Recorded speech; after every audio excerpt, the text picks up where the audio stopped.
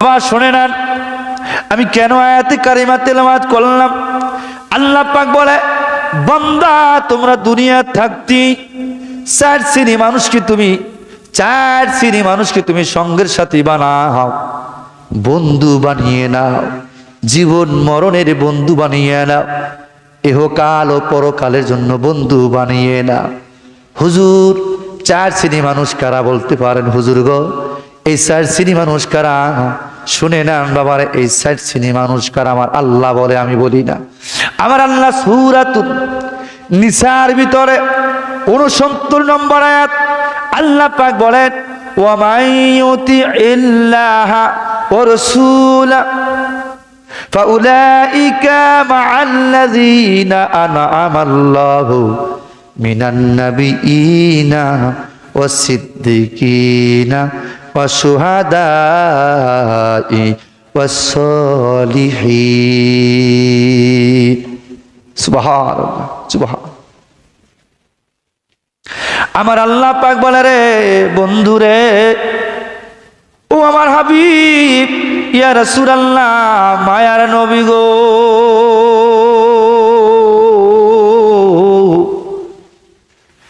আপনার উম্মতরে আপনি জানিয়ে দিন, আপনার উম্মতরে আপনি জানিয়ে দিন, এই চার শ্রেণী মানুষকে যেন তারা সাথী বানায়, বন্ধু বানায়, বন্ধু বানায়। হুজুর চার শ্রেণী মানুষ কারা? আমার আল্লাহ পাক বলে, নবীগণ, 2 নম্বরে সিদ্দিকগণ, 3 নম্বরে শুহাদা, যারা শহীদ হয়ে গেছে, শুহাদা, 4 নম্বরে সালিহিন, নেককার বান্দা যারা হয়, মুমিন বান্দা। এই দুনিয়াতে আল্লাহর ওলি সকল, শাহজালাল ইয়ামিন, শাহপারা রহমাতুল্লাহ আলাইহি, শাহপারা রহমাতুল্লাহ আলাইহি, বড় পীর আব্দুল কাদের জিলানী আল গিলানী, এবং 360 আউলিয়া থেকে শুরু করে আমার পীর বিশ্ব ওলি খাজা বাবা শাহ সুফি আল্লামা মাওলানা ফরিদপুরি রহমাতুল্লাহ আলাইহি, তিনি এই যে ওলি আল্লাহর নেককার বান্দা যারা হয় তাদেরকে সাথী বানানোর কথা বলছে আমার আল্লাহ। কে বলছে? আমার আল্লাহ বলছে, আমি বলি না। আল্লাহ বলেছেন, আমার আল্লাহ। আসেন আয়াতের তাফসীর করতে যাই। এই আয়াতের তাফসীর করতে যাই তিবরানী, ইমাম তিবরানী রাহিমাহুল্লাহ এবং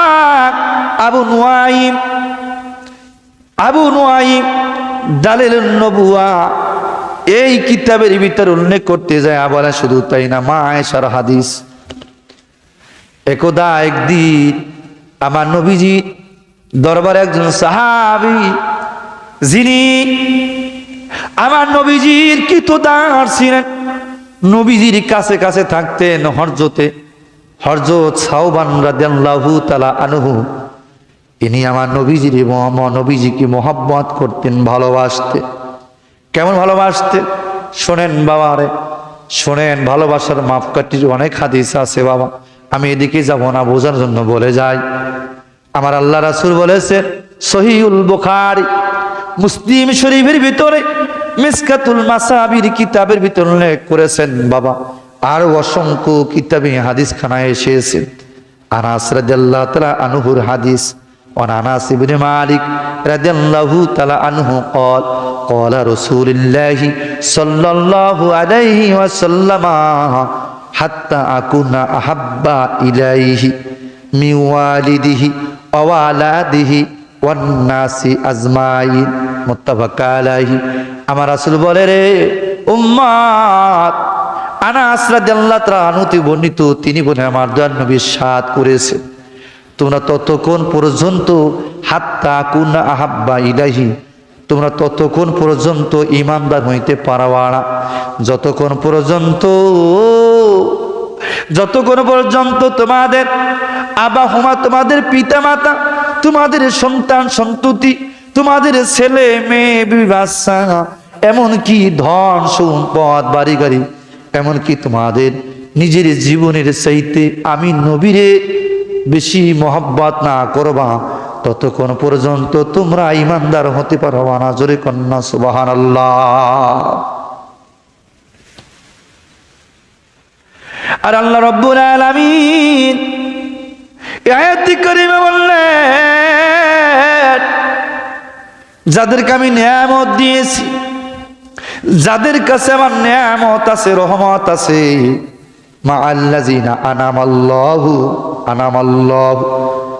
আল্লাহর তরফ থেকে নিয়ামত যাদের কাছে আছে, যাদের নিকটে থাকে, মা আল্লাযিনা আনামাল্লাহু আলাইহিম মিনান নাবিয়্যিন, নবীগণ, সিদ্দিকগণ, সুহাদাগণ, সালিহিন, নেককার বান্দা যারা আল্লাহর ওলি হয়, তাদের কাছে আল্লাহর নিয়ামত থাকে, রহমত থাকে।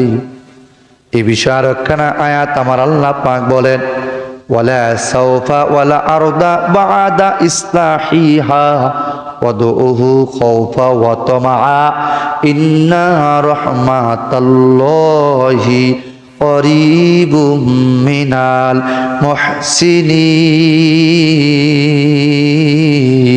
মুহসিনিন। আমার আল্লাহ পাক বলে, আল্লাহকে ডাকো ভয় আশা নিয়ে, আর আমার আল্লাহ পাকের রহমত থাকে সদাচারী নিকটবর্তী আল্লাহর ওলির কাছে, নেককার বান্দার কাছে আল্লাহ রহমত থাকে। জোরে কন্যা সুবহানাল্লাহ। আর আমার কথা ছিল, বাবা 4 শ্রেণী মানুষ কেমনি সাথী বানাবেন? সাহাবী বললেন, হযরত সাওবান রাদিয়াল্লাহু তাআলা নবীজিকে মহব্বত করতেন, অনেক বেশি ভালোবাসতেন,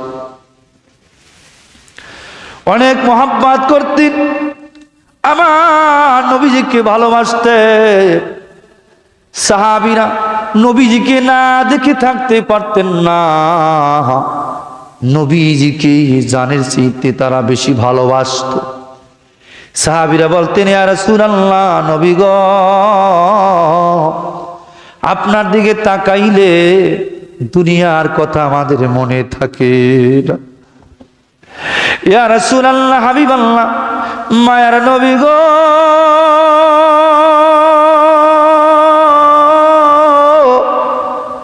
ওগো দয়াল নবী, আপনার দিকে তাকাইলে আমাদের মনে জ্বালা থাকে না, খিদা লাগে না, কষ্ট লাগে না। আপনার দিকে তাকাইলে মনে চায়, বারবার বারবার তাকায়া থাকি। আপনাকে দেখি দেখি আমাদের অন্তরে শান্তি পায়, মজা পায়। সুবহানাল্লাহ। আর আজকে আমরা নবীরে চিনলাম না, আমাদের মতো কপাল পরা দুনিয়া আর কে আছে বাবা? কষ্ট নিবেন না ও বন্ধুরা, লক্ষ্য করে শুনেন। ওই সাহাবী সাওবান ডাক দিয়ে বলে, ইয়া রাসূলুল্লাহ, ইয়া হাবিবাল্লাহ, মায়ার নবী গো,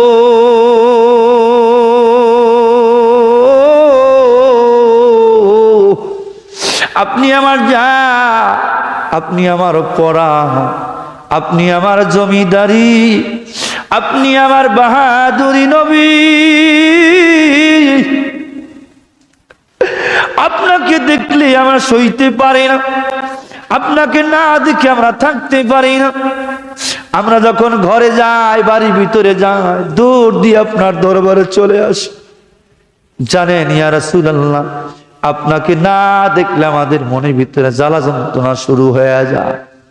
কেমন জ্বালা জানে? আপনাকে না দেখলে আমাদের ক্ষুধা লাগে না, আমাদের আপনাকে না দেখলে খানা পিনা ছেড়ে দিই, কোনো খানা জবান দিয়া যায় না, মুখ দিয়ে ঢোকে না। ইয়া রাসূলুল্লাহ, সাওবান একদিন না খেয়ে শুকিয়ে যাইতেছিলেন। নবীজি কোথায় যেন বের হয়ে গেলেন, ইসলামের কাছে বের হয়ে গেলেন। হযরত সাওবান ডাক দিয়ে বলে, রে আমার নবীর আইনা দে, তোমরা নাকি দেখাছো আমার দয়াল নবী রে, ওরে পাগল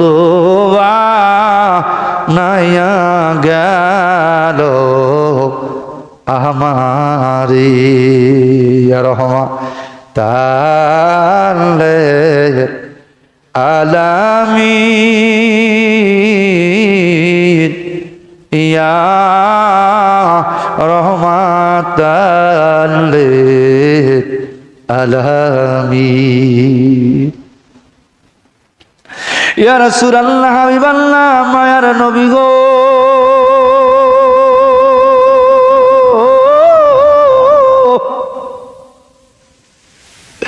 আপনি আমার জান, আপনি আমার পরাণ ইয়া রাসূলুল্লাহ। পরের দিন আমার নবীর দরবারে সাওবান হাজির। সাহাবীর দিকে তাকায় নবী বললেন, সাওবান কি হয়েছে তোমার? পাগলামি কেন করো রে সাওবান? তোমার চেহারা কেন মলিন দেখা যায়? সাহাবী, তোমার চেহারা কেন মলিন দেখা যায়? তোমার শরীর কেন শুকিয়ে গেল রে সাওবান? বলো বলো বলো, আমাকে বলো বলো, কি হয়েছে তোমার? সাহাবী নবীর কদমে পড়ে গেলেন, ইয়া রাসূলুল্লাহ হাবিবাল্লাহ, ওগো মায়ার নবী গো,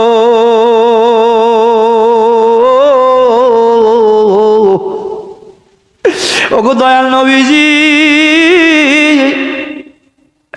আপনাকে না দেখলে আমি থাকতে পারি না রে নবীজি, আপনাকে না দেখে সইতে পারি না, বিরহ জ্বালা যন্ত্রণা সহ্য করতে পারি না। হুজুর, আমার জান, আমার পরাণ, আমার মা বাবা, আমার সন্তান, আমার সব কিছু আপনার কদমে আমি সুপর্দ করে দিলাম, কোরবান করে দিলাম, কোরবান হোক। ইয়া রাসূলুল্লাহ মায়ার নবী গো, আমি আপনাকে ছাড়া বাঁচব না, আমি আপনাকে ছাড়া থাকতে পারবো না ইয়া রাসূলুল্লাহ। জানেননি মায়ার নবী গো, শোনেন আমি কেন শুকাইছি, শোনেন আমি কেন শুকাইছি, আমি কেন না খেয়ে থাকি ইয়া রাসূলুল্লাহ। মায়ার নবীজি, ওগো আমার নবী গো, আমি কেন শুকায়া যাই? হুজুর, হুজুর গো, যখন মনে পড়ে যায় আপনার কথা, যখন আপনার কথা মনে পড়ে যায়, তখন আপনাকে যদি না দেখে না দেখি, তখন আর সইতে পারি না, খানা পিনা ছেড়ে দিই। আপনার চিন্তায়, আপনার চিন্তায় চিন্তায় আমি শুকিয়ে যাই। আরেকটা কারণ আছে ইয়া রাসূলুল্লাহ, দ্বিতীয় নম্বরের কারণ হলো হুজুর, ওগো মায়ার নবীজি, ওগো মায়ার নবী গো,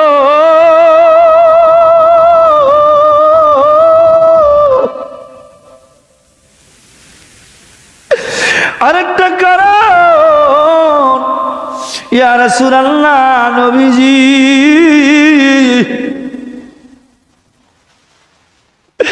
আরেকটা কারণ হলো নবী, যখন আমার মৃত্যুর কথা স্মরণ করি,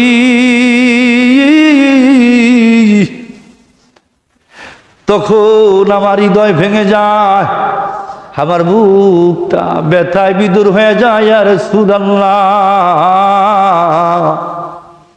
তখন একা একা ভাবি আর কান্দি, আল্লাহ, যেদিন আমার ইন্তেকাল হবে সেই দিন থেকে আমি তো নবী আর দেখতে পাবো না।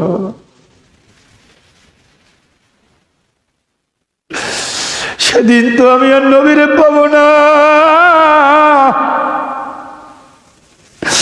যেদিন আমার ইন্তেকাল হবে ইয়া রাসূলুল্লাহ, ইয়া হাবিবাল্লাহ মায়ার নবী গো,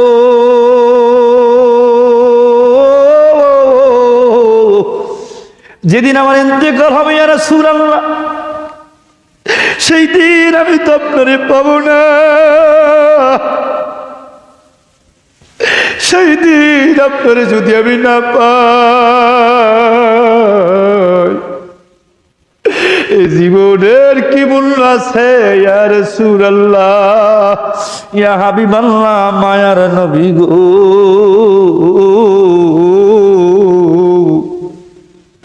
এই জীবনের সাওবানের তো কোনো মূল্য নাই, মূল্য নাই ইয়া রাসূলুল্লাহ। আমি একা একা ভাবি ইয়া রাসূলুল্লাহ, নীরবে বসে ভাবি আর কান্দি, আল্লাহর দরবারে কান্দি ইয়া রাসূলুল্লাহ। যেদিন আমি ইন্তেকাল করব আমার মাকাম একরকম ইয়া রাসূলুল্লাহ, আপনার মাকাম অন্যরকম। আপনার মাকাম হবে সর্বোচ্চ মাকাম, সবার শীর্ষে আপনি থাকবেন, আপনি থাকবেন সবার উপরে, সকল নবীদের তবকার উপরে আপনার স্থান, আপনি সবার উপরে থাকবেন, জান্নাতুল ফেরদাউসে থাকবেন ইয়া রাসূলুল্লাহ। আমি তো সেই জায়গায় থাকতে পারবো না, আমারে কোনো সাধারণ কোনো জান্নাত দিবে বা কোনো ছোট কোনো জান্নাত দিবে ইয়া রাসূলুল্লাহ। আপনাকে যদি জান্নাতের ভিতরে যদি না পাই, এই সাওবানের কোনো মূল্য নাই, ওই জান্নাতের আমার দরকার নাই। নবী গো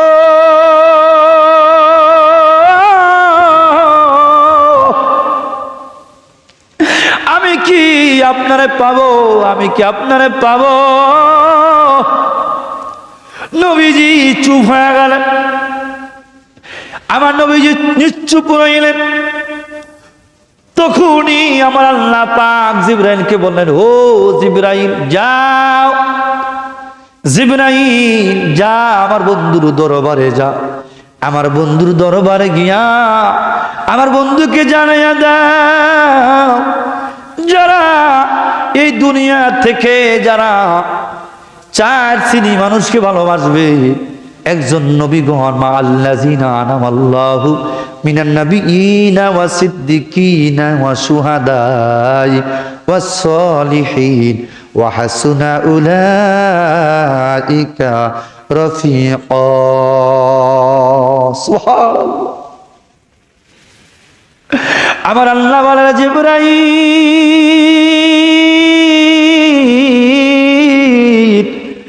জিবরাইল যাও যাও যাও, আমার নবী দরবারে যাইবা, আমার নবীকে বলবা, ইয়া রাসূলুল্লাহ হাবিবাল্লাহ, আল্লাহ আপনাকে সালাম জানাইছে।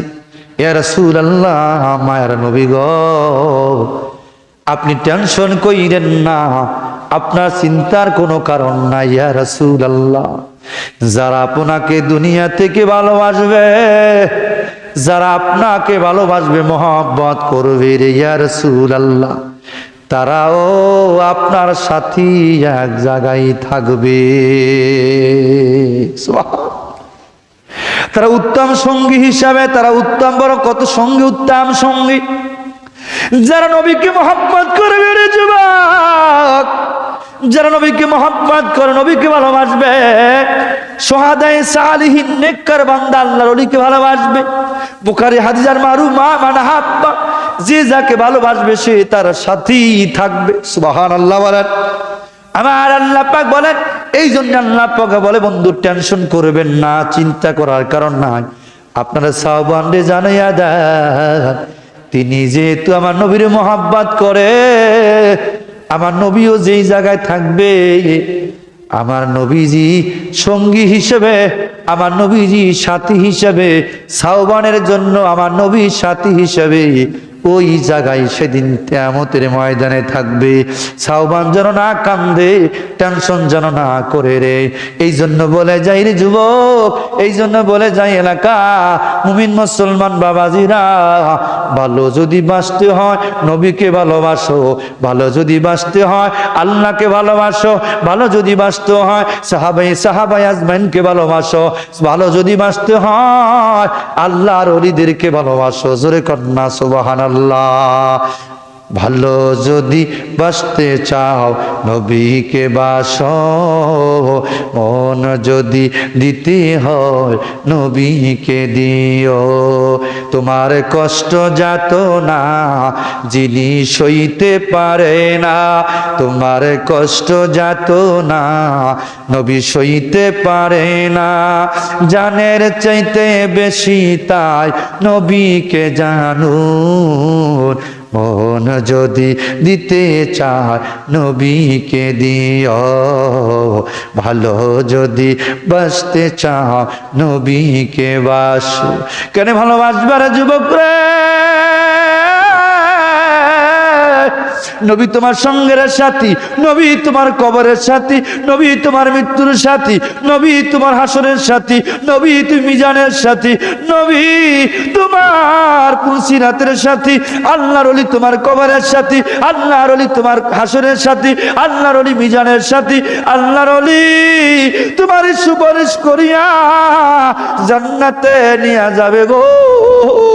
এই জন্যই বলি বাবা, এই 4 শ্রেণী মানুষকে মহব্বত করো, নিজের জানের চাইতে বেশি, নিজের সম্পত্তির চাইতে বেশি, ছেলে মেয়ের চাইতে বেশি, পিতা মাতার চাইতে বেশি, দুনিয়ার সব কিছুর চাইতে নবীর মহব্বত করতে হবে বেশি।